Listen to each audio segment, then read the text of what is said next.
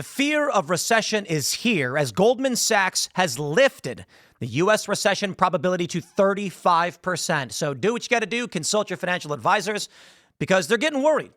Now, I'm not entirely convinced that they are correct. 35% is still very low. And I think there's a good possibility that Donald Trump knows what he's doing as he's a man who makes a lot of money, and so is Elon Musk. They have repeatedly said there will be short-term rough patches, but it's going to be long-term benefit. The Wall Street Journal reports the banks also lifted its year-end 2025 core PCE inflation forecast to 3.5 year over year, while also lowering its 2025 GDP growth forecast to 1%. That is brutal. The question becomes what will happen in the next year, because Trump's tariffs don't just stop where they are. In my opinion, I am not an economist, but not that the economists are always right. The tariffs are going to be good for us. It's going to bring back American manufacturing, at least to a certain degree, though many on the left argue it can't, it won't. It has no choice but to. Companies that need steel, need aluminum, that need these resources, that need wood, they're not going to simply cease to exist. That's why the possibility of a recession is real, but the rebound will be great. They say the prospect of a radical escalation in the global trade war in coming days has nearly doubled the probability of a recession in the U.S. economy in the next 12 months to around 35%. Ahead of the Trump administration's so-called Liberation Day on April 2nd, which will clarify the extent of U.S. tariff actions and spur likely reprisals from other countries, Goldman Sachs also lifted its forecast for U.S. inflation this year. Goldman said it now expects 3 interest rate cuts by the Federal Reserve in 2025. The upgrade from our previous 20% estimate reflects our lower growth baseline, the sharp recent deterioration in households and business confidence, and statements from the White House officials indicating greater willingness to tolerate near-term economic weakness in pursuit of their policies, Goldman Sachs said. While sentiment has been a poor predictor of activity over the last few years, we are less dismissive of the recent decline because economic fundamentals are not as strong as in prior years. Blah, blah, blah. Okay, let's play, baby. I don't know what's going to happen. It could get bad. I hope y'all are prepared and doing what you need to do to make sure you take care of yourselves. It is going to happen. Whatever it does, it's here. Trump is the president. Republicans are in Congress. The agenda is moving forward. Here's what I think. Trump is right. I will tell you this. With autos. The Rust Belt used to make cars. People had jobs. You know it. How many of you had grandparents who worked those good jobs and put food on the table for their families? Those auto plants went overseas. And now when you want to buy a car, they got to send a boat, go pick it up and drive it back and import it. This took your job away.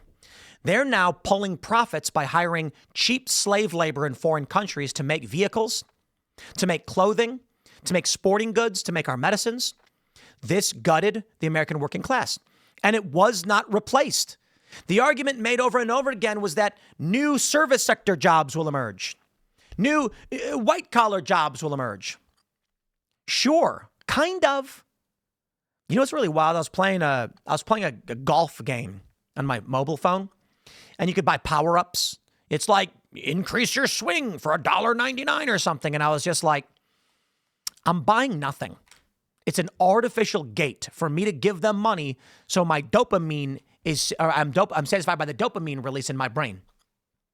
That is not a good place to develop this country. Humans need to work. Work is good, not bad.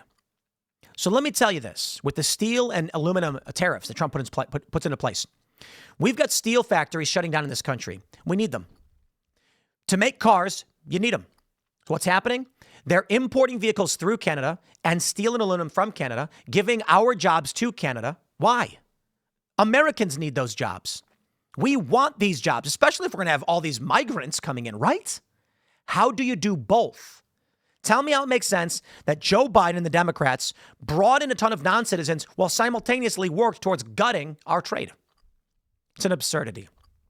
Here's my hope for the future. With the tariffs, it becomes much more difficult for companies to hire slave labor overseas. The offset of 20 to 35% for a lot of goods, sometimes even higher, will mean that a company that says we want to have a sporting good product manufactured in China, not going to be able to compete because it can be made in America for cheaper, meaning an American gets a better paying job. The example I always like to give is skateboarding, largely because I know the industry. So tell me how this makes sense. A tree is chopped down in Canada. The wood is sent to China. A Chinese worker crafts it into a skateboard and sends it to America, where it's bought by, well, actually, I don't know who's going to buy it because skateboarding's dead. Why? Because there's no industry anymore. There's no money around it. There's no livelihood. There's no jobs. There's no sponsors. But that was the idea, right? That's why I'm so salty about it. Now, look, I know the real thing to be salty about is the auto industry. Because how many good Americans that worked on the assembly line, building cars, building trucks, or even just machinery, lost their jobs to people in Mexico? How are you going to buy one of these things if you don't have a job? The famous story is that Henry Ford, that was his name, right? The car maker, paid his employees enough so they could afford a car of their own. Yeah.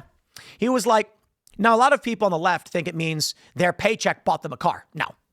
It means that they could afford to finance or save up for a vehicle based on the salaries they were getting, that disposable income. And so he basically said, a portion of what I pay them is access to the vehicles they're building. It's actually pretty clever. It's almost communist in a sense. A portion of everything we make goes to the workers. Now, I don't know how true it is, but the idea was, a strong middle class supports the business and it thrives. A portion of the revenue requirements of that business are paid back into it by its own employees. It's fantastic. We don't have that. It's been gutted. Democrat policy, and don't get me wrong, Republicans and Democrats for decades have done this. We may be facing a recession, but here's my hope. Maybe I'm naive. Tell me that I am. If we get more Americans working in higher paying jobs, we will have more access to revenue to build these things, innovate these things here at home, and be more self-reliant, capable, advance technologically, and sustain and grow this great American dream. But what is the view of the global international elite? The U.S. should be exploited, its workers stripped. It's silly. Let me tell you, my friends. Here's what the liberal economic order built. The U.S. prints money and creates money upon the issuance of debt, among other means, quantitative easing, stimulus, etc.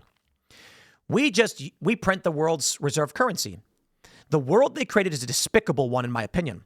The idea being Americans will always have access to money because America can just make it. Get a loan, do whatever you want, default, who cares? The car is made by Chinese slave labor, and Americans don't have to do the job in the first place. We are the global nobility. They do the work for us. That's bad for us. It makes a generation weak.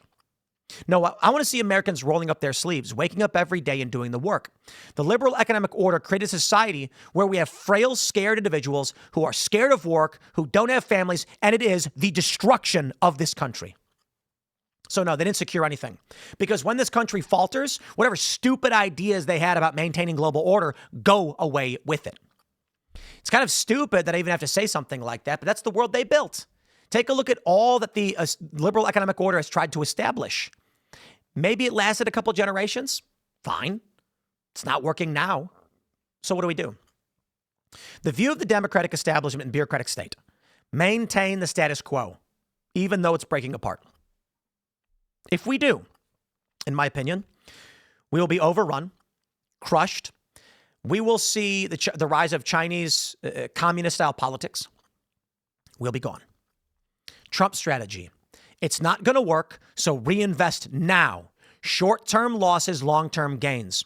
America needs to be strong, self-reliant, secure borders so it does not collapse. There are some who argue, well, why? The fear is Thucydides' trap. The Democrat worldview is at this point, if the U.S. continues to grow and China expands, we will be at war. So best to let the U.S. just fizzle out, I suppose. None of it works. What we need in this country is what any country needs: strong moral traditions, a strong border, a meritocratic population and society, great work ethic, nobility and honor of the spirit, not of the pocketbook. I hope that's where we go. Because what I love about this country is that this guy working on a lawnmower or whatever it is he's building, I think it's a lawnmower, he can tell the president to go after yourself the same as anybody else. That's the American way. It's only going to happen if this guy can afford food and has a good job. I'm going to leave it there, my friends. Smash that like button. Share the show with everyone you know. I wish you guys the best. Seriously, I hope this all works out. Stay tuned. We got one more coming up. We'll see you in a bit.